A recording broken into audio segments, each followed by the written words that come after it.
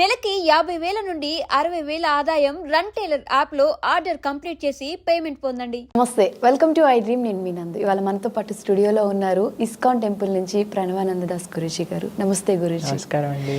గురూజీ ఎలా ఉన్నారు? బాగున్నా, మీరు ఎలా ఉన్నారు? నేను కూడా చాలా బాగున్నాను. గురూజీ, మరణం అనేది దైవ నిర్ణయం అని అంటారు. మరి మరణం దైవ నిర్ణయం అయినప్పుడు చాలామంది బలవంతంగా సూసైడ్ చేసుకోవడం ఇలాంటివి కూడా జరుగుతాయి. సో అది కూడా దైవ నిర్ణయం అని అనుకోవచ్చు. యాక్చువల్గా అండి, దైవ నిర్ణయం ఏంటి అని అంటే మనకొక జీవితాన్ని ఇవ్వడం స్వామి నిర్ణయిస్తారు. దేనివల్ల నిర్ణయిస్తారు అని అంటే ఆయన అంతటా ఆయన నువ్వు ఇలా ఉండాలి, నువ్వు ఈ కలర్లో ఉండాలి, నువ్వు ఇలా హెయిర్ ఉండాలి అని నిర్ణయించరు. మన యొక్క పూర్వజన్మ సుకృతం లేదా ఫలం ఏదైతే ఉంటుందో దాన్ని బట్టి మెటీరియల్ నేచర్ మనకు ఒక శరీరాన్ని ఇస్తుంది. నువ్వు ఇలా ఉంటావు, నువ్వు ఇలా ఉంటావు అని మనకి ఇస్తుంది అనమాట. ఇప్పుడు చూడండి, భగవంతుడు రాసేది ఏంటి? చాలా మంది అంటారు అంతా భగవంతుడే చేస్తున్నప్పుడు ఇంకా మనం ఎందుకు చేయాలి ఏంటి కూడా. కాబట్టి చెడు కూడా భగవంతుడే చేస్తున్నాడు కదా. మంచి భగవంతుడు చేయించట్లేదు, చెడు భగవంతుడు చేయించట్లేదు. ఒక ఆపర్చునిటీని మనకి ఇస్తున్నారు. ఫర్ ఎగ్జాంపుల్, నాకు ఈ ఫోన్ వస్తుంది అని భగవంతుడు రాశారనుకోండి, ఈ ఫోన్లో నేను ప్రవచనం వింటానా లేదా ఇంకేదైనా చెడు పని చేస్తానా, అది నా చేతుల్లో ఉంది. దీన్ని బట్టి నెక్స్ట్ కర్మ అనేది ఏర్పడుతుంది అనమాట. ఒకళ్ళకి ఒక ఇల్లు కలుగుతుంది అని భగవంతుడు ఇచ్చారనుకోండి, ఆ ఇంట్లో మీరు చక్కగా వ్రతమే చేసుకోవచ్చు, పూజ అయినా చేసుకోవచ్చు, లేదా 10 మందిని పిలిచి ఏదైనా పార్టీ అయినా చేసుకోవచ్చు. మన చేతుల్లో ఉంది కదా. కాబట్టి జీవితం నీకు ఇలా ఉంటుంది అని స్వామి అనుగ్రహించినప్పుడు దాన్ని సద్మార్గంలో పెట్టుకునే బాధ్యత మన పైన ఉండాలి. అంతేకాని ఇప్పుడు ఈ మీరు మాట విన్నారు కదా, అంతా దైవ నిర్ణయమే అన్నప్పుడు. కాబట్టి మనకి గుర్తు పెట్టుకోవాల్సింది ఏంటి అని అంటే, మనకి శరీరాన్ని తీసుకునే అర్హత మనకి లేదు. ఎందుకంటే ఈ శరీరం నీది కాదు, భగవంతుడిది అని గుర్తించినాం. ఇప్పుడు చూడండి, వేరే వాళ్ళు మనకి కారు నడుపుకోవడానికి ఇచ్చారనుకోండి, మనం తీసుకెళ్ళి యాక్సిడెంట్ చేసేస్తామా? ఎంతో జాగ్రత్తగా ఉండాలి, ఎందుకంటే మనది కాదు అని తెలిసినప్పుడు. అలానే మన శరీరం, మన జన్మ అంతా కూడా భగవంతుడు మనకు అనుగ్రహించింది. కాబట్టి మనం ఎంతో జాగ్రత్తగా స్వామి అనుగ్రహించారు అనే విషయాన్ని మనం గుర్తుపెట్టుకొని ఈ జీవితాన్ని అంత పవిత్రంగా మనం ఉంచుకోవాలన్నమాట. అప్పుడే మనకి అనుగ్రహం వస్తుంది. మీకు ఒక విషయం చెప్తాను. శాస్త్రంలో సూసైడ్ మీరు అన్నట్టుగా అది అన్నిటికంటే గొప్ప, చాలా పెద్ద మహాపాపం కింద లెక్కించారనమాట. ఎవరైనా సూసైడ్ చేసుకుంటే, ఏ పాపంతో అయితే సూసైడ్ అంటే ఏ కష్టంతో, చాలా మంది చెప్తుంటారు కదా కష్టం వల్ల అని, అది కొన్ని లక్షల కోట్ల రెట్లు అయ్యి మళ్ళీ మన దగ్గరికి వస్తుంది. కాబట్టి ఇప్పుడు అనుభవిస్తామా, మళ్ళీ దాన్ని అన్ని లక్షల కోట్ల రెట్లు అయ్యాక మళ్ళీ దాన్ని ఫేస్ చేయగలుగుతామా అనేది గుర్తుపెట్టుకోవాలి.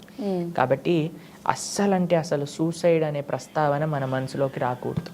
ఎందుకో మీకు ఒక విషయం చెప్తాను. ఇప్పుడు మనకి ఒక ఈ కష్టం ఉందండి మాకు అని అనుకుంటారు. ప్రతి ఒక్కళ్ళ జీవితంలో కష్టాలు వస్తాయి కదండి. ఎవరైనా చెప్తారా కష్టం లేకుండా మేము మొత్తం పుట్టినప్పటి నుంచి హ్యాపీగా ఉన్నాం, పుట్టంగానే ఏడుస్తామా?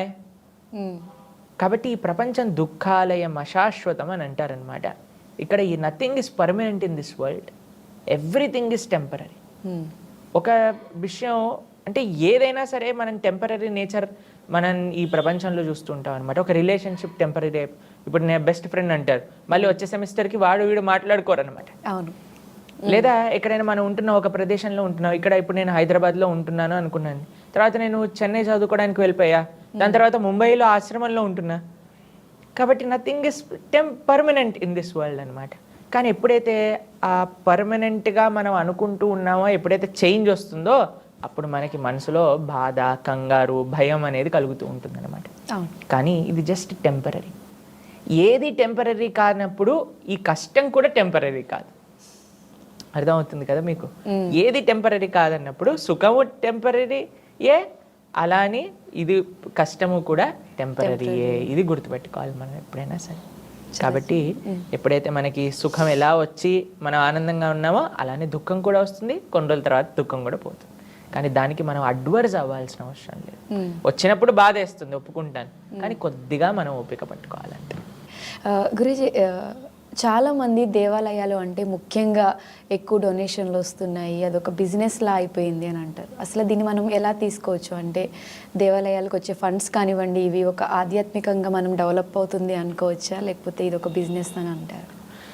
భగవంతుడికి మనం మన యొక్క సంపాదనలో భగవత్ సేవగా భగవంతుడి యొక్క సేవ అంటే ఇప్పుడు చూడండి, ఆలయంలో సపోజ్ మా ఆశ్రమానికి ఎవరైనా డొనేషన్ ఇచ్చారనుకోండి, దాన్ని మేము ఎలా యూజ్ చేస్తాం? గోవులకు యూజ్ చేస్తాం. 100 పైగా గోవులు ఉన్నాయి అక్కడ, ఆ గోసేవకి యూజ్ చేస్తాం. లేదు భగవంతుడి యొక్క ఆరాధన, ఒక వ్యవస్థ, ఆలయ వ్యవస్థ అంటే భగవంతుడికి నైవేద్యాలు, అలంకరణలు, ఉత్సవాలు ఎన్ని కావాలి. తర్వాత వచ్చిన భక్తులందరికీ ప్రసాదాలు పెట్టాలి. దాంతోపాటు మా ఆశ్రమంలో ముంబైలో ఏదైతే మేము ఎక్కడైతే ఉంటామో గోవర్ధనిక విలేజ్లో, అక్కడ నుంచి చుట్టుపక్కల ఉండే గ్రామాలలో, ఆదివాసీ తాండాలలో ఎవ్వరూ కూడా ఆకలితో పడుకోకూడదు అనే మనం ఒక సంకల్పం చేసుకున్నాం అనమాట. కాబట్టి వచ్చిన డొనేషన్లన్నీ కూడా వాళ్ళందరికీ ఫ్రీగా ప్రసాదాన్ని పంచిపెట్టడంలో, తర్వాత ఎంత పెద్ద వ్యవస్థ, ఆలయాన్ని మెయింటైన్ చేయటం. ఒకళ్ళ ఇంట్లో అండి 4 ఉన్న ఇంటికి ఎంత ఖర్చు అవుతుందండి ఇప్పుడు చెప్పండి? నెల తిరిగేసరికి ఎంత ఖర్చు అవుతుంది? 4 ఉన్నారు ఒకళ్ళ ఇంట్లో అంటే. అలాంటిది ఒక ఆలయం అని అంటే 100,000 మంది ఇన్వాల్వ్ అయిన ఒక వ్యవస్థ. దానికి ఉండడానికి మనం తప్పకుండా, కానీ మీకు ఒక విషయం చెప్తాను, ఆలయంలోకి వచ్చే డబ్బులు ఆలయానికి ఖర్చు పెడుతున్నారా అంటే పర్వాలేదు, అంతేకాని ఆలయంలో హుండీలో ఉండే డబ్బులన్నీ తీసుకెళ్లి మీరు వేరే వాళ్ళకి ఖర్చు పెట్టేస్తామండి, వేరే వాళ్ళని మంచిగా పెట్టడానికి వేరే మతాలకి ఇచ్చేస్తాము, తర్వాత గవర్నమెంట్ ఏవో వాడేసుకుంటుంది అని అంటే అలా మంచిది కాదండి. ఆలయానికి భక్తులు ప్రేమతో భగవంతుడికి ఇచ్చిన కానుకలు ఏవైతే ఉన్నాయో అవి ఆలయ రక్షణ, ధర్మ పరిరక్షణ, ధర్మ ప్రచారం, గోసేవ, వీటిలో ఉపయోగపడితే చాలా సంతోషం. సో అంటే చాలా మంది దాన్ని మిస్యూజ్ చేయడం వల్ల అందరికి ఒక అపోహ ఉండిపోతుంది. అందుకే అండి మన ఆలయ పూజారి, ఆలయ వ్యవస్థ అక్కడే ఉండాలి. గవర్నమెంట్కి హక్కు లేదు. గవర్నమెంట్ నేను హుండీలో వచ్చిన డబ్బులన్నీ మేము తీసేసుకుంటాము, మేము మా సంక్షేమ పథకాలు వాడుకుంటాము అని అంటే కేవలం ఆలయం ఎందుకు? మరి మిగతా మతాలకి సంబంధించిన తీర్థ ప్రదేశాల నుంచి లేదా వాళ్ళకి సంబంధించిన ఏవైతే ఆధ్యాత్మిక స్థలాలు ఉన్నాయో అక్కడ నుంచి ఎందుకు తీసుకోరు? కేవలం మన దగ్గర నుంచి ఎందుకు తీసుకుంటున్నారు? కాబట్టి ఆలయం, ఎవరైతే ఆలయాన్ని చూసుకుంటున్నారో వాళ్ళ చేతిలో ఉండాలి. ఇప్పుడు మన ఇల్లు ఉందండి, మన ఇంటిని తీసుకెళ్ళి ఇప్పుడు మన ఇంట్లో వచ్చే డబ్బులన్నీ గవర్నమెంట్ నేను తీసేసుకుంటాను అని అంటే బాగుంటుందా? అలా ఎవరు ఇంటిని పరిరక్షిస్తున్నారో, ఎవరైతే ఇంటి యొక్క బాగోగులు చూస్తున్నారో వాళ్ళ చేతుల్లో ఉండాలి. కాబట్టి అలానే ఆలయం, ఆలయ పూజారి, ఆలయ కమిటీ ఏదైతే ఉందో, ఎవరైతే ఆ ఆ స్వామి ఎవరైతే ఉన్నారో ఆలయంలో వాళ్ళ పట్ల ప్రేమ, భక్తి ఉన్న వాళ్ళ దగ్గర ఉండాలి. అంతేకాని ఏదో ఒక పోస్ట్ లాగా పెట్టేసాం అనుకోండి మనం, అప్పుడు ఏమవుతుంది అని అంటే is just doing is mechanical duty. అలా ఉండకూడదు. ప్రేమతో ఆలయాన్ని సంరక్షించే వాళ్ళ చేతిలో డబ్బులు ఉన్నాయనుకోండి, వాళ్ళు ఆ ధర్మ పరిరక్షణకై ఉపయోగించుకోవాలి. గురుజీ, చాలా మంది నేను దేవుణ్ణి నమ్మను, ప్రకృతిని మాత్రమే నమ్ముతాను అని కొంతమంది ఉంటారు. అటువంటి వాళ్ళకి అసలు మీరు ఏం సమాధానం? ప్రకృతి ఎవరిచ్చారండి? మీరు తయారు చేసుకున్నారా? దేవుడిచ్చిందే కదా. మరి దేవుడిచ్చిన ప్రకృతియే ఇంత మంచి చేస్తున్నప్పుడు, ఇప్పుడు చూడండి మనకు ఒక చాక్లెట్ ఇస్తారు ఎవరైనా, ఏం చేస్తాం మనం? వెంటనే థ్యాంక్ యూ అని అంటాం, అంతేనా? మరి ఇంత చక్కటి ప్రకృతిని మనకిచ్చిన స్వామిని మర్చిపోతారు. చాలా మంది ఏమంటారు తెలుసా, మాకు అమ్మ నాన్నే దైవము అని అంటారు. మరి అమ్మ నాన్నల్ని ఇచ్చిన వాడు ఎంత గొప్పవాడు? ప్రకృతి గొప్పది, ప్రకృతిని ఇచ్చిన వాడు ఎంత గొప్పవాడు? నీ శరీరం గొప్పది, నీ జీవితం గొప్పది, జీవితాన్ని ఇచ్చిన వాడు ఎంత గొప్పవాడు? కాబట్టి స్వామిని గుర్తించకుండా కేవలం ఒకటే దగ్గర ఆపేసాం అనుకోండి, that is not complete faith. సరే ప్రకృతిని నమ్ము, పర్వాలేదు, కానీ ప్రకృతిని ఇచ్చినవాడు ఆయన ఇంకెంత గొప్పవాడు. ఇప్పుడు చూడండి మనం ఒక పెయింటింగ్ చూసామనుకోండి, వెంటనే అబ్బా ఎంత బాగా పెయింటింగ్ వేశాడండి. ఎవరైనా మేము మొన్న నడుస్తూ ఉన్నప్పుడు ఒక ముగ్గు చూసామన్నమాట. ముగ్గు చూస్తున్నప్పుడు మా పక్కన ఉన్న వాళ్ళు అన్నారు, ఎంత బాగా వేశారు, అసలు ఎంత స్కిల్. ఏదన్నా సుందరమైన వస్తువుని చూడంగానే మనకేమనిపిస్తుందండి, ఎవరు దీన్ని తయారు చేసిన వాళ్ళు. లేదా ఇంట్లో మనం ఎవరైనా స్వీట్ తిన్నాం అనుకోండి, గులాబ్ జామున్, అమ్మా ఎవరు చేశారమ్మా అడుగుతామా లేదా? ప్రతి దాన్ని కూడా ఏది గొప్పతనం ఉందో, ఎక్కడైతే మాధుర్యం ఉందో, ఎక్కడైతే అందం ఉందో, వెంటనే ఎవరు దీన్ని సృష్టించిన వ్యక్తి అని అడుగుతారు. ఈ సౌందర్యమైన ఈ ప్రకృతిని చూసినప్పుడు, ఎంత అద్భుతమైన ఈ ప్రకృతిని చూసినప్పుడు మనకి వచ్చే క్వశ్చన్ ఏంటి? ఎవరు ఈ ప్రకృతిని తయారు చేశారు? అదే భగవంతుడు. ఆ భగవంతుని ఆశ్రయించటమే నిజమైన ప్రకృతి యొక్క ఆరాధన. ఎవరైతే భగవంతుని ఆశ్రయిస్తారో వాళ్ళు ప్రకృతిలో ఏ జీవరాశిని కూడా ఇబ్బంది పెట్టాలి అని అనుకోరు. ప్రకృతిని నాశనం చెయ్యాలి అనే బుద్ధి భగవద్భక్తులలో ఉండదన్నమాట. కాబట్టి అందుకే మన శాస్త్రం complete wholesome way of respecting ప్రకృతి ఈజ్ రెస్పెక్టింగ్ గాడ్. ఆ విధంగా ఉపదేశం చేశారు. గురూజీ, ఇప్పుడు చాలా వృద్ధాశ్రమాలు ఎక్కువగా పెరిగిపోతూ ఉన్నాయి. అంటే చిన్నప్పుడు పిల్లల్ని ఎంత ప్రేమగా పెంచిన పేరెంట్స్ పెద్ద అయిన తర్వాత పిల్లల దగ్గర నుంచి ఆ ప్రేమను పొందలేకపోతున్నారు. అంటే పెళ్ళయ్యి ఒక సెపరేట్ లైఫ్ రాగానే పేరెంట్స్ని మర్చిపోతున్నారు. అంటే అసలు ఇప్పుడున్న జనరేషన్లో పిల్లల్ని ఎలా పెంచాలి అంటే? కేవలం ప్రేమతో పెంచటం ముఖ్యం కాదండి, బాధ్యతగా పెంచటం ముఖ్యం, ధార్మికంగా పెంచటం ముఖ్యం. మనకి ఈ మధ్య చాలామంది తల్లిదండ్రులు మాకు ఫోన్ చేసి మా పిల్లలు మా మాట వినట్లేదండి అని అంటారు. ఎందుకు అని అంటే గారాబం ఎక్కువగా అయిపోయింది. ఎందుకంటే చిన్న పిల్లవాడు మేము చూస్తామండి, చిన్న చిన్న పిల్లలు వాళ్ళకి ఫోన్లో ఎలా యూట్యూబ్ ఆన్ చేయొచ్చు, ఎలా పాస్వర్డ్ తీయొచ్చు, ఎలా వాళ్ళకి కావాల్సింది సెలెక్ట్ చేసుకొని చూడొచ్చు, గేమ్స్ డౌన్లోడ్ చేసుకోవచ్చు, ఎలా ఆడచ్చు, ఎలా పేమెంట్స్ చేయొచ్చు, మొత్తం తెలుస్తాయి. కాబట్టి చిన్నప్పటి నుంచి మనకి వాళ్ళకి ఒక బ్యాడ్ ఎక్స్పోజర్. ఏదో మనం ప్రశాంతంగా ఉంటాం, చాలామంది ఏం చేస్తారో తెలుసా అండి, ఇప్పుడు ఫోన్ ఇచ్చేస్తే వాడి గోల్లో ఉంటారు, మేము ప్రశాంతంగా ఉండొచ్చు అని అనుకుంటారు. కానీ అది పిల్లల్ని పాడు చేస్తుంది. ఇది చాలా జాగ్రత్తగా అందరూ గుర్తుపెట్టుకోవాల్సిన విషయం ఏంటి అని అంటే, కేవలం పిల్లల్ని పెంచటం కాదండి, ధార్మికంగా పెంచటం. ఎలాంటి విత్తనం మనం నాటుతామో అలాంటి మొక్కే వస్తుంది. కాబట్టి మొక్క పెరిగాక ఓ నాకు కాకరకాయ వద్దు అని అంటే, కాకరకాయ విత్తనం వేసావు నువ్వు, మరి కాకరకాయ చెట్టు వస్తుంది కదా. పెద్దగయ్యాక అందరూ వృద్ధాశ్రమాల్లో పంపించేస్తున్నారంటే మరి మీరు చిన్నప్పటి నుంచి నేర్పించింది ఏంటి? రాముడి గురించి చెప్పారా, కృష్ణుడి గురించి చెప్పారా అంటే, లేదండి మేమంతా కూడా సినిమాలలో ఆ హీరో ఈ హీరో గురించి చెప్పాము అని అన్నప్పుడు వాళ్ళు మళ్ళీ అలానే తయారవుతారు కదా. కాబట్టి మనం ఎంత జాగ్రత్తగా వాళ్ళకి మంచి విషయాలు నేర్పిస్తున్నాం, ఎంత జాగ్రత్తగా వాళ్ళని మంచి మార్గంలో నడిపిస్తున్నాం అనేది మనం పరిశీలన చేసుకుంటూ ఉండాలి. అప్పుడే మనకి పెద్దగయ్యాక పిల్లలకి ఎప్పుడైతే రామకృష్ణుల గురించి తెలుసుకుంటారో అండి, అప్పుడు వాళ్ళకి there is no chance that they can abandon their parents. అంత ప్రేమ రాముడికి తల్లి తండ్రులు అంటే, అంత ప్రేమ కృష్ణుడికి అమ్మా నాన్న అంటే. కాబట్టి we have to show them the right examples. ఎప్పుడైతే ఆ కరెక్ట్ ఎగ్జాంపుల్స్ అనేది వాళ్ళు చూస్తారో అప్పుడు వాళ్ళకి మనసులో ఆ పరివర్తన అనేది జరుగుతుంది. బాధ్యతగా తల్లిదండ్రులు ఎలా చూసుకోవాలి అనే విషయం వాళ్ళకి అర్థమవుతుంది అన్నమాట. లేకపోతే ఇప్పుడు జనాలు ఏమనుకుంటారంటే, తల్లిదండ్రుల్ని ఒక పెద్ద భారంగా అనుకుంటారు. అదే పిల్లల్ని భారం అనుకొని తీసేసి అనాథాశ్రమంలో వేసేస్తే ఏమయ్యేది వాడి పరిస్థితి? కాబట్టి తల్లిదండ్రులు ఎంత కష్టపడి పిల్లల్ని పెంచుతున్నాము అనే విషయం వాళ్ళకి అర్థం కావాలి కదా. కాబట్టి దట్ సెన్సిటివిటీ ఏమిస్తుంది అంటే, ధార్మికత ఆ సెన్సిటివిటీని ఇస్తుంది అనమాట. ఇది చాలా ముఖ్యం.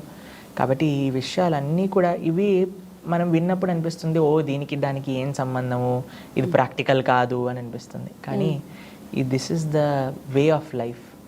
మీరు అది చేయకపోతే దీన్ని అనుభవించాల్సి వస్తుంది, మీరు అది చేశారా అని అంటే ఇది అనుభవించాల్సిన అవసరం లేదు. అందుకే వృద్ధాశ్రమాల్లో వీడియోలు చూస్తూ ఉంటే ఎప్పుడెప్పుడైనా వాళ్ళ తల్లిదండ్రులు మాట్లాడితే చాలా అంటే చాలా బాధేస్తుంది అనమాట. ఎందుకంటే మనకి శాస్త్రం చెప్తుంది, తల్లిదండ్రులు చాలా మనకి దైవ స్వరూపులు మన జీవితంలో. ఎందుకంటే వాళ్ళు ఉంటేనే కదా మనం ఉంది, మన యొక్క అస్తిత్వం వాళ్ళ దగ్గర ఉంది. మన సనాతన సంస్కృతి ఎంత గొప్పది అని అంటే, ఒక సన్యాసి కూడా తల్లికి దండం పెట్టాలి అని చెప్పే సంస్కృతి అనమాట. సన్యాసి ఎవరి దగ్గర వంగాల్సిన అవసరం లేదు, కానీ తల్లి దగ్గర మాత్రం వంగాలి అని శాస్త్రం నియమం చేసింది అనమాట. సన్యాసాశ్రమం స్వీకరించాక కూడా. అందుకే శంకరాచార్యులు లాంటి మహానుభావులు తల్లిగారు శరీరాన్ని విడిచిపోతుంది అని అంటే శంకరాచార్యులు కాలడి వెళ్ళి తల్లిగారికి కృష్ణ దర్శనం చేయించారనమాట. కాబట్టి అంత ప్రేమ తల్లిదండ్రుల పట్ల ఆప్యాయత అనురాగాలు అనేవి తీసుకోలేనివి అనమాట. కానీ ఇప్పుడు చూడండి ఎంత విచిత్రమో, ఈ రోజు మొన్ననో కలిసిన ఫ్రెండ్ని బెస్ట్ ఫ్రెండ్ అనటం, కొంతమంది ఇంటర్నెట్లో ఫేస్బుక్లో ఇన్స్టాగ్రామ్లో కలుసుకున్న వాళ్ళు గర్ల్ ఫ్రెండ్ బాయ్ ఫ్రెండ్ అనుకోవడం. కానీ చిన్నప్పటి నుంచి ఇంత కష్టపడి పెంచిన తల్లిదండ్రులని గుర్తించట్లేదు అని అంటే, అలాంటి వాళ్ళు ఎవరైనా ఉన్నారనుకోండి, వాళ్ళ భార్య కానీ వాళ్ళ స్నేహితులు కానీ చాలా జాగ్రత్తగా ఉండాలి. ఎందుకంటే వాళ్ళని ఎప్పుడు వదిలేస్తారో తెలియదు. ఇంత సేవ చేసిన వాళ్ళని వదిలేస్తున్నారంటే వీళ్ళని ఎప్పుడైనా వదిలేయచ్చు.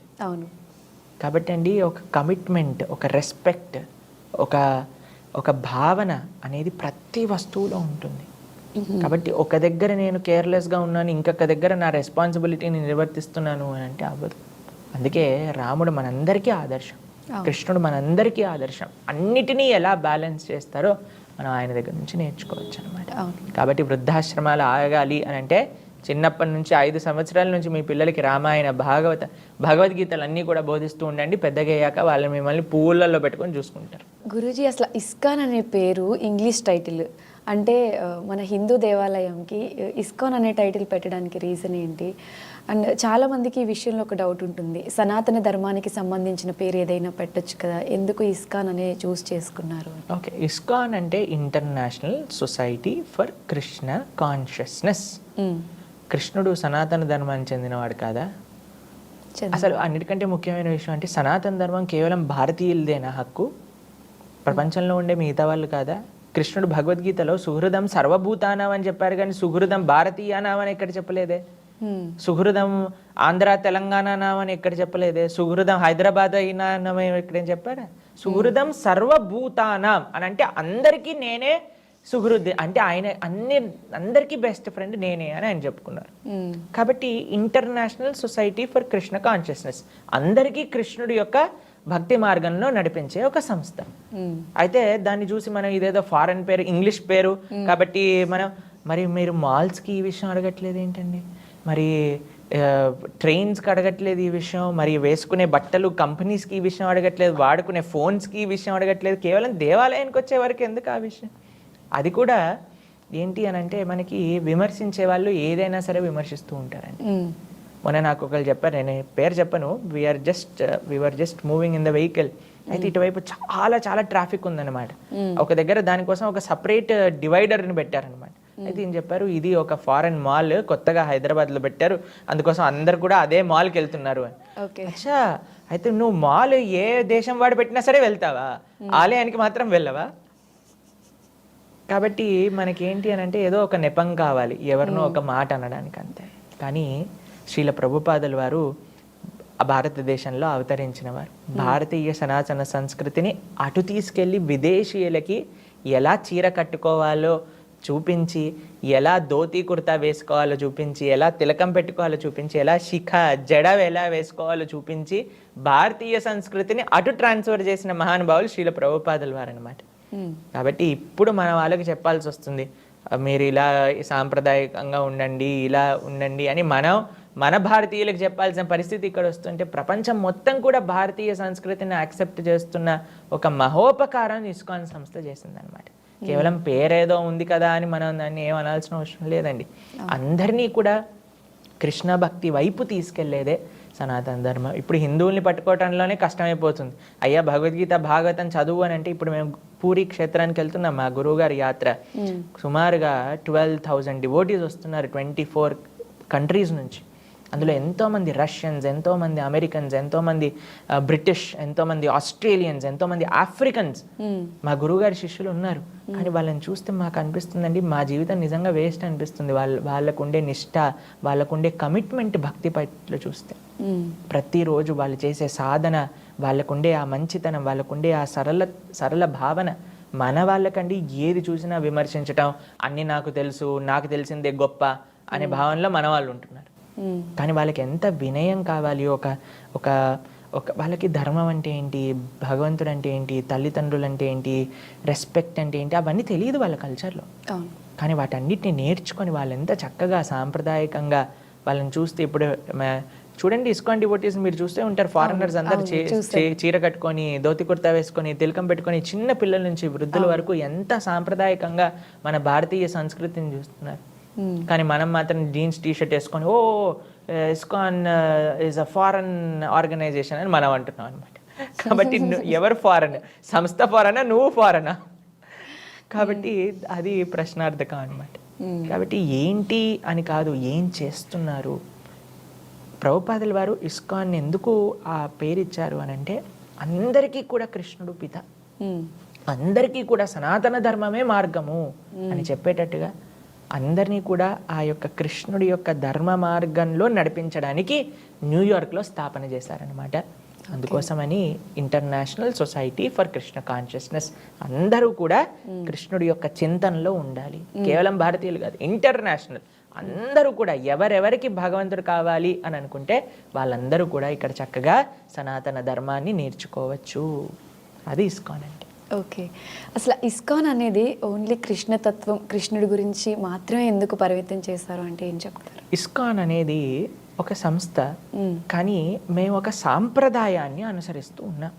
ఏంటి ఆ సాంప్రదాయం అంటే బ్రహ్మమధ్వ గౌడీయ వైష్ణవ సాంప్రదాయం. మనకి తెలుసు మన భారతదేశంలో వివిధ సాంప్రదాయాలు ఉన్నాయన్నమాట. శ్రీ వైష్ణవ సాంప్రదాయం అని, మనకి మధ్వ సాంప్రదాయం అని, అలానే కుమార సాంప్రదాయం అని. అందులో బ్రహ్మమధ్వ గౌడీయ వైష్ణవ సాంప్రదాయం కూడా ఒక సాంప్రదాయం. ఒక సాంప్రదాయాన్ని మనం ఒక సంస్థ ఏం చేస్తుందో, ఒక ఆర్గనైజేషన్ ఏం చేస్తుందో తెలుసా అండి, మనకి ఈజీ చేస్తుంది మనం చేసే భక్తి. ఇప్పుడు ఇస్కాన్ అనే సంస్థలో నేను ఉన్నప్పుడు చిన్నప్పటి నుంచి మేము వైష్ణవ సాంప్రదాయ రీత్యాగా పెరిగిన వాళ్ళం. కానీ మేము ఇస్కాన్కి వచ్చాక మాకు తెలిసింది ఏంటంటే ఎవ్రీథింగ్ బికమ్స్ వెరీ ఈజీ. మా సాధన ఈజీ అవుతుంది, ఎందుకంటే ఇంతమంది భక్తులు ఉన్నారు, ఒక సిస్టమ్ ఉంది, ట్రైనింగ్ ఈజీ అవుతుంది, శాస్త్ర అధ్యయనం ఈజీ అవుతుంది, టెంపుల్ వాళ్ళకి అకౌంటబిలిటీ ఈజీ అవుతుంది, అన్నీ కూడా ఈజీ అయిపోతుంది. కానీ మేము అనుసరించే సాంప్రదాయం ఒక వైష్ణవ సాంప్రదాయం. వైష్ణవులు అని అంటే ఎవరు? విష్ణు భక్తుల్ని వైష్ణవులు అని అంటారు. కాబట్టి మనకి వివిధ సాంప్రదాయాలు మనం చూస్తూ ఉంటాం. స్వామి రామానుజాచార్య సాంప్రదాయం ఉంటుంది, మధ్వాచార్యుల యొక్క సాంప్రదాయం ఉంటుంది, వల్లభాచార్య సాంప్రదాయం ఉంటుంది. వీళ్ళందరూ కూడా భగవంతుణ్ణే ఆరాధన చేసిన వాళ్ళు. కృష్ణుణ్ణి, విష్ణువుని, రాముణ్ణి ఆరాధన చేసిన వాళ్ళు. రామభద్రాచార్య స్వామి వారి యొక్క రామానంది సాంప్రదాయం అని అంటారనమాట. ఒక్కొక్క సాంప్రదాయంలో వాళ్ళకొక ఆరాధ్య దైవము అని ఉంటుందన్నమాట. కాబట్టి మా సాంప్రదాయానికి ఆరాధ్యులు శ్రీకృష్ణుడు, రాధాకృష్ణుల్ని మేము ఉపాసన చేస్తాం. అంతేగాని కేవలం వాళ్ళని ఏదో ప్రమోట్ చేస్తున్నాం, మిగతా వాళ్ళని వదిలేసామని కాదండి. మన శాస్త్ర సారాంశమే ఆ యొక్క భగవంతుడి యొక్క ఆరాధన, ఆ భగవంతుడి యొక్క ప్రతినిధులుగా, ఆ భగవంతుడి యొక్క సేవకులుగా, ఆ భగవంతుడి యొక్క పరివారంగా మిగతా వాళ్ళందరినీ చూడటం. అది వేదాలలో, శాస్త్రాలలో ఉన్న సారాంశాన్ని ఆ యొక్క వైష్ణవ సాంప్రదాయాలన్నీ కూడా వాళ్ళ విధంగా ఆరాధన చేస్తూ ఉంటారు. మా సాంప్రదాయంలో రాధాకృష్ణులు మా యొక్క ఆరాధ్యంగా మేము సేవ చేస్తూ ఉంటాం అనమాట. అంతేగాని మిగతా వాళ్ళందరినీ దూషిస్తాం, వాళ్ళు లేరు వీళ్ళు లేరు అని వేరే వాళ్ళు మాట్లాడినట్టుగా మనం మాట్లాడమని. వేరే మతాలలో ఉండేవాళ్ళు అందరినీ రెస్పెక్ట్ ఇస్తాం. అందరూ కూడా భాగవతం ఏం చెప్తుందో తెలుసా అండి, యతో థరోర్మూల నిశేషనేన. మీరు ఎప్పుడైనా చెట్లకు నీళ్ళు పోస్తారా? ఎలా పోస్తారు? మీరు ఎక్కడ పోస్తారు చెట్లకు నీళ్ళు? ఇంట్లో ఉన్నప్పుడు. ఎక్కడ చెట్టుకి ఎక్కడ పోస్తారు? చెట్టు మొదల్లో పోస్తారా లేదా పువ్వుకి, కాయకి, ఆకుకి వేస్తారా? మొదల్లో పోస్తే మొత్తం చెట్టుకి నీళ్లు శక్తి అందుతుంది కదా. అలానే ఆ భగవంతుడి యొక్క సేవ చేస్తే మిగతా దేవీ దేవతలందరి సేవ కూడా ఆ సేవలోనే కలుగుతుంది అని భాగవతం మనకు ఉపదేశం చేస్తుంది అనమాట. అందుకే మనం భగవంతుడి యొక్క సేవ చేస్తాం. మిగతా దేవీ దేవతలందరికీ కూడా ఆ భగవంతుడి యొక్క పరికరాలే కాబట్టి అందరికీ ఆ యొక్క సేవ అనేది లభిస్తుంది అనమాట. కాబట్టి ఎవరిని మనం వదిలేయట్లేదు, అందరినీ ఇంక్లూడ్ చేసి భగవంతుడి లోపలనే ఆరాధన చేస్తున్నారు. గురుజీ, శ్రీల ప్రభుపాద గురించి అసలు మీరేం చెప్తారు? శ్రీల ప్రభుపాదులు వారు ఇస్కాన్ సంస్థాపకాచార్యులు, అభయచరణ అరవింద భక్తి వేదాంత స్వామి. ఆయన బెంగాల్ రాష్ట్రంలో కోల్కత్తాలో ఆవిర్భవించారనమాట. చిన్నప్పటి నుంచి వాళ్ళ నాన్నగారు గౌర్మోహన్ డే అని ఎంత ఆధ్యాత్మికంగా ప్రభుపాదులు వారిని పిలిచారు. చిన్నప్పటి నుంచి ఎంతో మంది భక్తుల్ని, సాధువుల్ని వాళ్ళ ఇంటికి తీసుకొస్తూ ఉండేవారు. ప్రభుపాదులు వారు అందరికీ కూడా ప్రసాదాన్ని నివేదన చేస్తూ ఉండేవారు. చిన్నప్పటి నుంచి ఎంత ఆధ్యాత్మికం అంటే వాళ్ళ నాన్నగారి దగ్గర నుంచి రాధాకృష్ణుని యొక్క సేవ ఎలా చేయాలి, ప్రతిరోజు న్యూస్ పేపర్ రంగానే పూరికి ఎప్పుడు ట్రైన్ ఉంది అని టైం టేబుల్ చూస్తూ ఉండేవారు అనమాట. వాళ్ళకి పూరి క్షేత్రానికి ఎప్పుడెప్పుడు వెళ్ళాలి అని ఆ మక్కువ ఉండేది. అయితే వాళ్ళ ఆచార్యుల్ని, వాళ్ళ గురువులని కలిసినప్పుడు ఆయన చెప్పారు, మీరు ఇంగ్లీష్ చదువుకున్నారు కాబట్టి ఈ కృష్ణ భక్తి తత్వాన్ని ప్రపంచం మొత్తం కూడా మీరు ప్రచారం చేయాలి అని ఒక ఆదేశం ఇచ్చారనమాట. అప్పుడు ఆయన 70 సంవత్సరాల వయసులో పూరి ఈ యొక్క కోల్కత్తా, ఈ పూరి, బృందావనం, మథుర, మాయాపూర్, ఈ ప్రదేశాలన్నీ కూడా వదిలేసి, చాలామంది ఏమనుకుంటారండి, మేము పెద్దగయ్యాక కాశీలో రిటైర్మెంట్ అవుతామండి, బృందావనంలో రిటైర్మెంట్ అవుతామండి అనుకున్నారు. కానీ 70 సంవత్సరాల వయసులో బృందావనాన్ని వదిలేసి ఆయన అమెరికా ప్రయాణం చేశారనమాట. 2 సార్లు హార్ట్ అటాక్, సీ సిక్నెస్, అసలు ఎవ్వరు తెలియదు అమెరికాలో. అయినా సరే ఆయన అంత దూరం వెళ్ళి ఎంతో కష్టపడి ఆయన స్ట్రగుల్స్ అంతా మీరు శ్రీల ప్రభుపాదుల వారి లీలామృతం అనే పుస్తకంలో చదివితే అసలు ఎంత కష్టపడ్డారు ఈ యొక్క కృష్ణ భక్తిని ప్రచారం చేయడానికి. కానీ కృష్ణుడిని ఒకటే విషయం చెప్పారు, అయ్యా నేను నీ చేతుల్లో ఒక తోలుబొమ్మ లాంటి వాడిని, నువ్వు నన్ను ఎలా ఆడిస్తే నేను ఎలా ఆడతాను అని భగవంతుడికి ప్రార్థన చేస్తారనమాట. 70 సంవత్సరాలు ఉండే ఒక వ్యక్తి అమెరికాలో ఒక్కళ్ళు తెలియకుండా ఒక డబ్బులు 40 రూపాయలు పట్టుకొని వెళ్తారు ఇక్కడ నుంచి.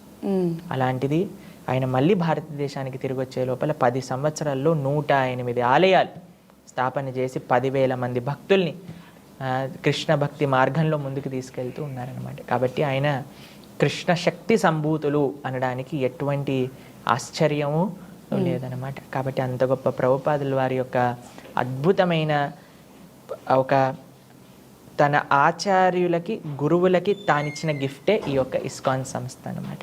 కృష్ణ భక్తిని ఇప్పుడు ప్రపంచంలో నలుమూలల మీరు ఏ దేశమైనా వెళ్ళండి, అక్కడ మీకు హరే కృష్ణ అని భక్తులు కనిపిస్తారు. అవును.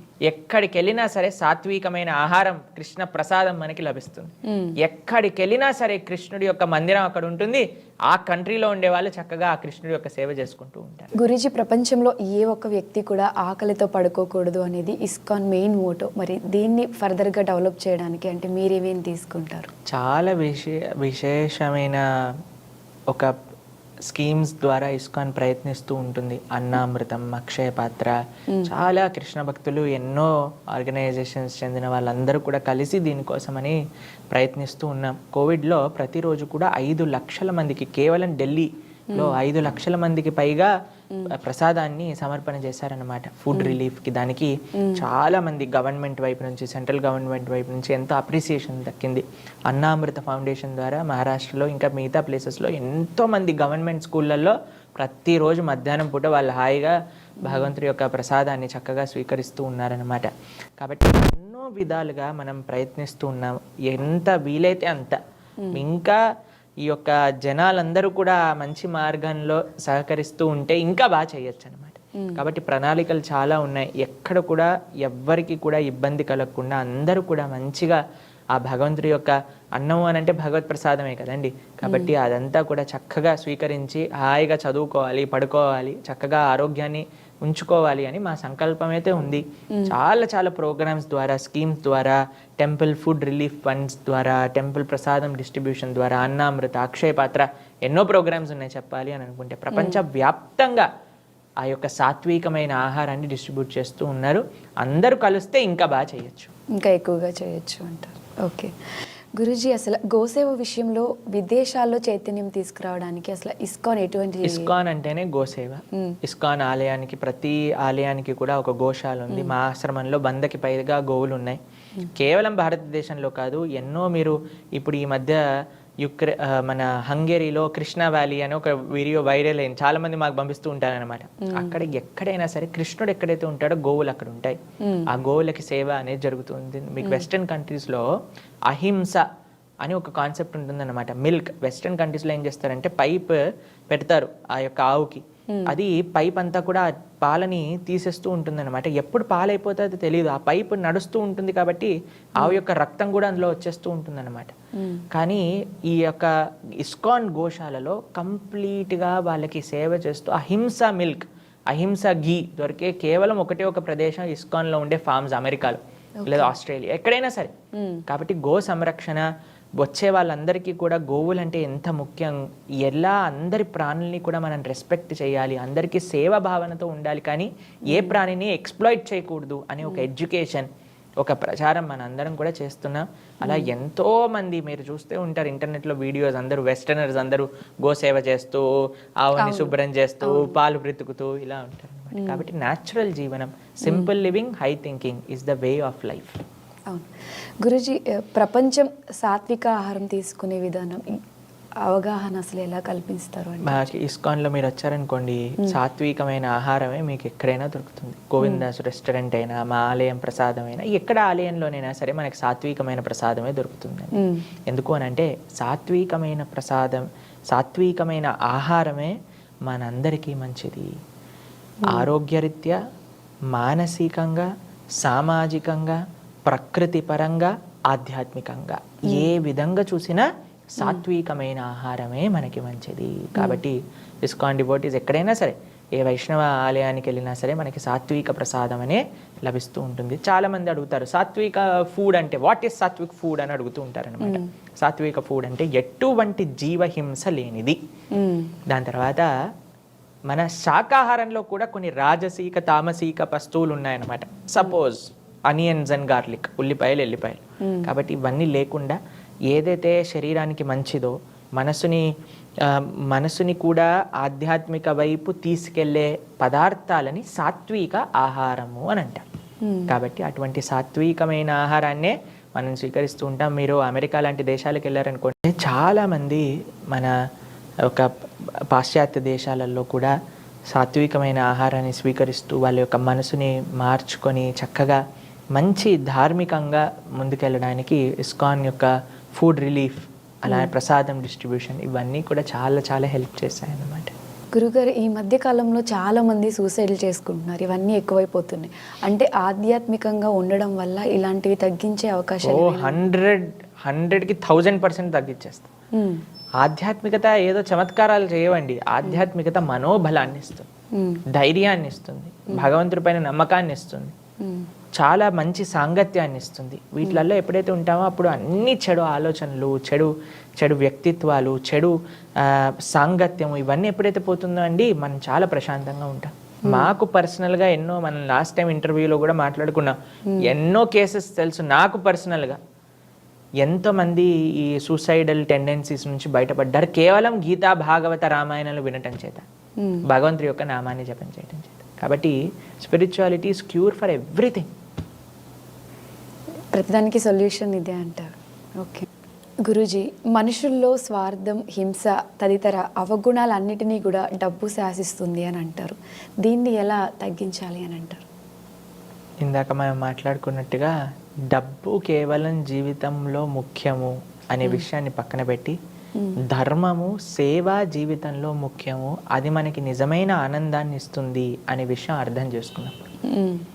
కాబట్టి డబ్బు ఈ ప్రపంచంలో ఎవరిని ఏదైనా చేయిస్తుందండి. ఎలాంటి వ్యక్తినైనా సరే ఏ పనైనా చేయించడానికి డబ్బు ప్రేరేపణ చేస్తుంది. మనకి చెప్తారు, మనకి కుటుంబాల మధ్యలో కలహాన్ని క్రియేట్ చేస్తూ ఉంటుంది, భార్యాభర్తల మధ్యలో కానివ్వండి. మాకు మీరందరూ న్యూస్లో చూసి ఉంటారు, ఈ మధ్య ఒక డాక్టర్స్ ఫ్యామిలీలో డబ్బుల కోసం అని ఒక హస్బెండ్ ఒక వైఫ్ని చంపేశారనమాట, కేవలం డబ్బుల కోసం కావాలి.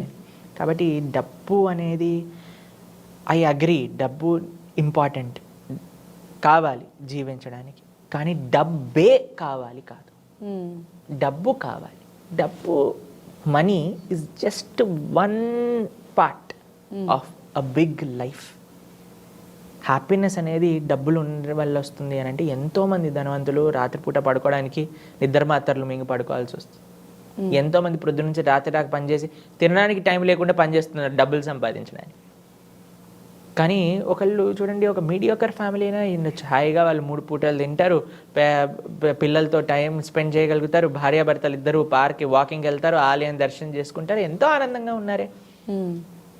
కాబట్టి ఆనందం, డబ్బు, ఈ రెండు వేరే వేరే, రెండింటిని మిక్స్ చేయకూడదు. అన్నిటికంటే ముఖ్యం ఏంటి అని అంటే, ఈ డబ్బే జీవితంలో ముఖ్యము అన్న వాళ్ళకి ఇవన్నీ కూడా చేయాల్సి వస్తుంది. మీరు చెప్పేటట్టుగా హింస, ఈర్ష, ద్వేషము, కాంపిటీషన్, ఇవన్నీ వస్తాయి అన్నమాట. కాబట్టి డబ్బు is very important, I agree, but it is not the most important. ఈ విషయం తెలుసుకుంటే కొంచెం పీస్ ఆఫ్ మైండ్ ఉంటుంది. గురుజీ, పూర్వకాలంలో ఏంటంటే గురుకులాలు ఉండేవి, అప్పుడు చదువులు కానివ్వండి అవి. అసలు ఇప్పుడు గురుకులాలు తీసుకుంటే ఎన్ని ఉంటాయి? అండ్ ఇప్పుడున్న పిల్లల ఎడ్యుకేషన్ గురించి అసలు మీరు చెప్పాలి. యాక్చువల్గా పిల్లల ఎడ్యుకేషన్ సిస్టమ్ మార్చాలి మనం, మంచి సంస్కృతి సాంప్రదాయాలతో. కానీ ఇప్పుడు చదువుకున్న ఎడ్యుకేషన్ అండి, దానివల్ల ఏం యూజ్ ఉంటుందో అర్థం కాకుండా ఉంది, మిస్లీడింగ్గా కూడా కొన్నిసార్లు ఉంది. గురుకులం అంటే practical life, close to the nature. గురుకులంలో ఉండేవాళ్ళు చక్కగా అరణ్యానికి వెళ్ళి కట్టెలు తీసుకుని రావటం, నది దగ్గరికి వెళ్ళి స్నానం చేయటం, పశుపక్షాదులతో వాళ్ళకు ఒక సంబంధం ఉండేది, వాళ్ళు సొంతంగా పొలాన్ని పండించుకోవటం, చక్కగా గురుమాత వాళ్ళ దగ్గర కూర్చొని అన్ని విషయాలు, గురుకులంలో చదువుకున్న వాడికి అన్నీ వస్తాయి.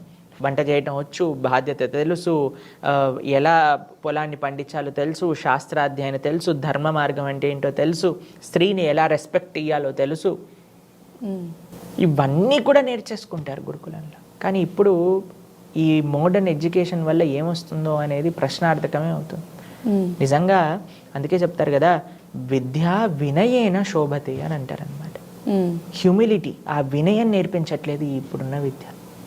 కానీ అప్పుడు గురువు గారి యొక్క ఆధీనంలో ఉన్నప్పుడు పర్సనల్ రిలేషన్షిప్ గురువుకి అందరి శిష్యులతో ఉండేది. ఎవరెవరికి ఎలా ఏం చెప్తే వాళ్ళు మారుతారు అనే విషయం గురువు గారికి తెలిసి ఉండేదన్నమాట.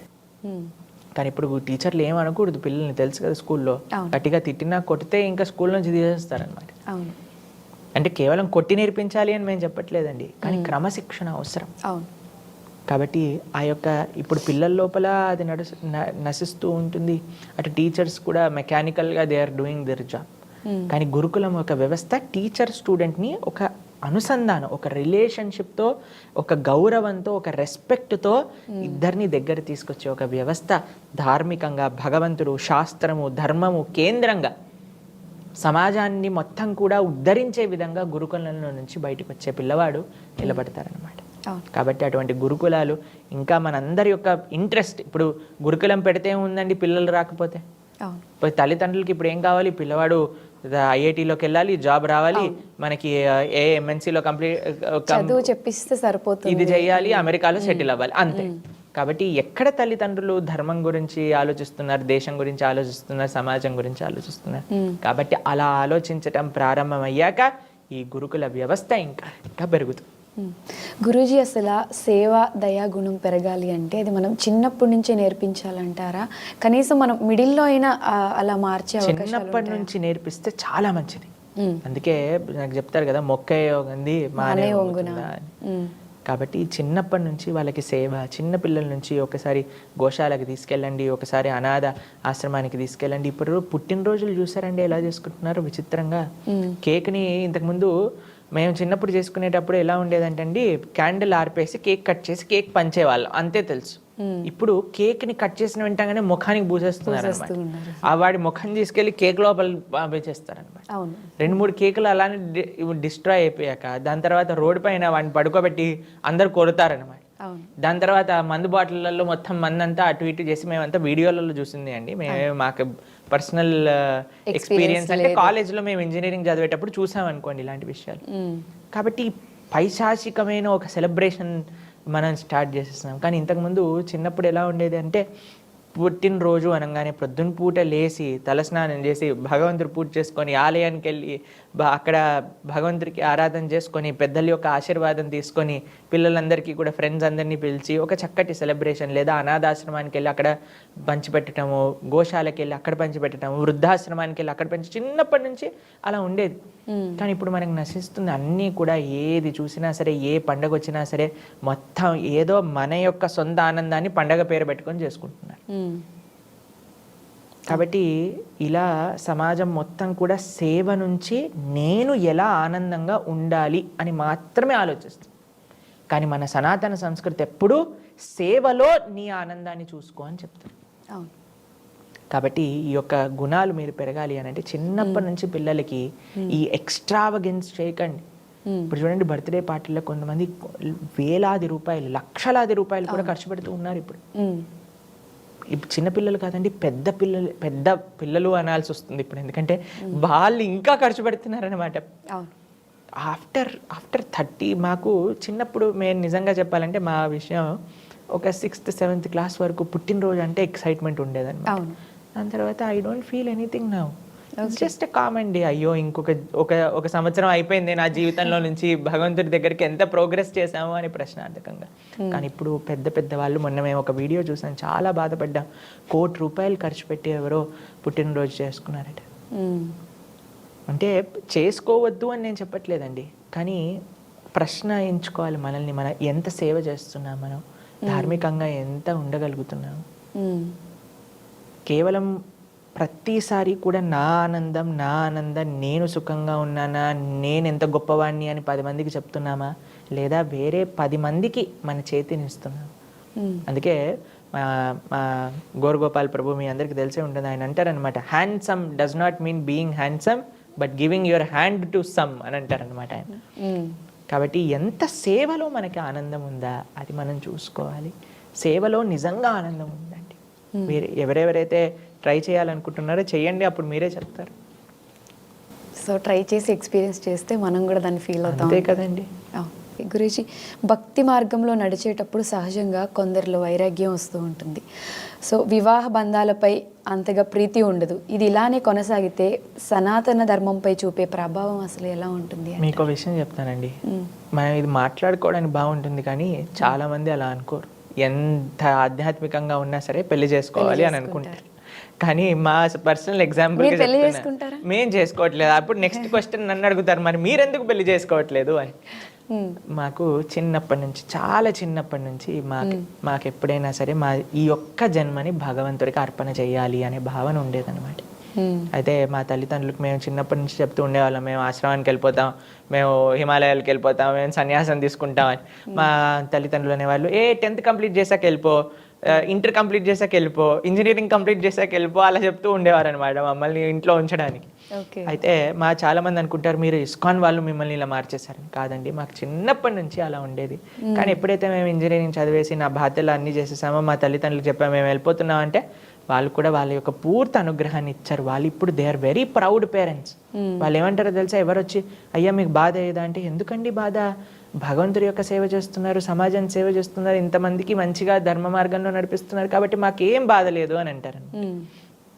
కాబట్టి వాళ్ళ యొక్క అనుగ్రహం పరిపూర్ణంగా ఉంది కాబట్టి మేము ఇంకా కాషాయ వస్త్రాన్ని కూడా త్వరలో ధరించబోతున్నాం అనమాట. త్వరలో మా అమ్మ నాన్నగారి అనుగ్రహం పూర్తిగా ఉంది. మా నాన్నగారు అన్నారనమాట, ఎప్పుడు నువ్వు కాషాయ వస్త్రాన్ని ధరిస్తావు, ఎన్ని రోజులు వైట్లో ఉంటావు అని అడుగుతున్నారనమాట. బేసిక్గా ఇంత చిన్న ఏజ్ లో పెళ్ళి ఎప్పుడు చేసుకుంటావు అని అడుగుతారు చాలా మంది పేరెంట్స్ అంటారు. కానీ మా నాన్నగారు అమ్మగారు మేము చేసే సేవ, వాళ్ళ యొక్క అనుగ్రహం, వాళ్ళ పూర్తి ఆశీస్సులు ఉన్నాయి కాబట్టి మేము ఈ విధంగా సేవ చేయగలుగుతాం. లేకపోతే నేను కూడా ఈ సమయానికి ఆఫీస్లో ఉండి పనిచేస్తూ ఉండేవాడినేమో. కానీ ఇంత చిన్న ఏజ్లో అసలు మీలా ఆలోచించడం అనేది నేను లాస్ట్ వీడియోలో కూడా చెప్పాను, అసలు చాలా అప్రిషియేట్ చేయొచ్చు మిమ్మల్ని. అంతే, భగవత్ అనుగ్రహం, ఆచార్యులు గురువుల యొక్క అనుగ్రహం, మా తల్లిదండ్రుల యొక్క అనుగ్రహం. చాలా ముచ్చటగా ఉంది గురువుగారిని చూస్తుంటే. గురూజీ, అసలు మరణం తర్వాత మళ్ళీ పునర్జన్మ ఉంటుందా? చాలా మంది అంటూ ఉంటారు ఇప్పుడు చేసే పాపకర్మలే మనకి మళ్ళీ జన్మలో వస్తాయి అని. ఇది నమ్మొచ్చు అంటారు? ఖచ్చితంగా 110%. ఈ జీవితంలో మనకి ఈ యొక్క శరీరం, ఈ యొక్క తల్లిదండ్రులు, ఈ యొక్క కుటుంబం, ఈ యొక్క పరిస్థితి ఉన్నాయి అని అంటే మనం పూర్వజన్మ చేసుకున్న కష్ట సుఖాలు లేదా ఆ పాప పుణ్యాలే మనకి ఇప్పుడు ఈ విధంగా వస్తున్నాయన్నమాట. కానీ చాలామంది అంటారు దీనికి శాస్త్రీయంగా, సైంటిఫిక్గా ఏమీ బేస్ లేదు అని అంటారు. మీరందరూ ఎవరైతే ఇలా అంటున్నారో వాళ్ళందరూ, మీ దగ్గర ఫోన్లు ఉన్నాయి కదా, స్మార్ట్ ఫోన్లు, డాక్టర్ ఐన్ స్టీవెన్సన్ అని నొక్కండి మీరు గూగుల్లో, మీకు వస్తుంది. ఒక డాక్టర్, ఆయన రీసెర్చ్ చేసి 5,000 మంది రీఇన్కార్నేషన్ కేసులు కనిపెట్టుకున్నారనమాట. ఆయన పుస్తకంలో పెట్టారు.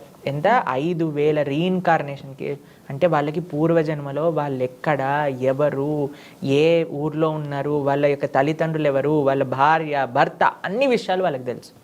మొన్ననే నాకు వాట్సాప్లో ఒక ఫార్వర్డ్ మెసేజ్లో చూసాను అనమాట. మీకు ట్విన్ టవర్స్ టెర్రరిస్ట్ అటాక్ తెలుసు కదండి, అప్పుడు ఆ ట్విన్ టవర్స్ పడిపోతాయి. అందులో ఒక ఆయన వాళ్ళ పేరెంట్స్కి చెప్తూ ఉండేవారు అనమాట, ఆయనకి హైట్స్ అంటే భయం. ఆయన ట్విన్ టవర్స్లో పనిచేసే వాళ్ళని, వాళ్ళ పేరు అన్నీ కూడా చెప్పారు. దాని తర్వాత వాళ్ళు రీసెర్చ్ చేస్తే అక్కడ చనిపోయిన ఆయనే మళ్ళీ వాళ్ళకి పిల్లవాడుగా పుట్టారు అని చూస్తారనమాట. మన భారతదేశంలో కూడా ఎన్నో కేసులు ఉన్నాయి రీఇన్కార్నేషన్. కాబట్టి ఈ డాక్టర్ ఐన్ స్టీవెన్సన్ రీసెర్చ్ మీద నేను రీఇన్కార్నేషన్ ఉందని చెప్పట్లేదు. కృష్ణుడు భగవద్గీతలో చెప్పారు, దాదస్సి ధ్రువముత్తు ధ్రువముత్తు. మళ్ళీ ఎప్పుడైతే ఎలా అయితే ఒక వ్యక్తి పుట్టారో ఆయన మరణించక తప్పదు, మరణించాక పుట్టక తప్పదు. మరి ఇలానే మనం పుడుతూ చనిపోతూ ఇలానే ఉంటామా? మరి దీనికి ఏమీ సొల్యూషన్ లేదా అని అంటే ఉంది. ఏంటా సొల్యూషన్ అని అంటే, పునరపి జననం పురనపి మరణం పురనపి జననీ జఠరే శయనం ఇహ సంసారే బహుదుస్తారే ఇహ సంసారే బహుదుస్తారే కృపయా పారే పాహి మురారే భజ గోవిందం భజ గోవిందం. శంకరాచార్యులు చెప్తారనమాట, అయ్యా ఈ జన్మ మృత్యు పరంపర మొత్తం కూడా తొలగిపోవాలి అని అంటే ఆ భగవంతుడి యొక్క నామస్మరణ చెయ్యండి, ఆ కృష్ణుడి యొక్క నామాన్ని పలుకుతూ ఉండండి అని చెప్తారు. కాబట్టి మనకి ఈ జన్మ మృత్యు పరంపర ఆగదు ఎప్పటి వరకు అయితే భగవంతుణ్ణి ఆశ్రయించామో. ఎప్పుడైతే మనం భగవద్భక్తి ద్వారా భగవంతుణ్ణి ఆశ్రయిస్తామో తద్ధామ పరమం మమ, అక్కడికొక్కసారి వెళ్తే మళ్ళీ తిరిగి రావటం అనేది ఉండదన్నమాట. అటువంటి చక్కటి భగవంతుడి యొక్క సేవ చేసుకుంటూ మనం ఎల్లప్పుడూ ఉండొచ్చు.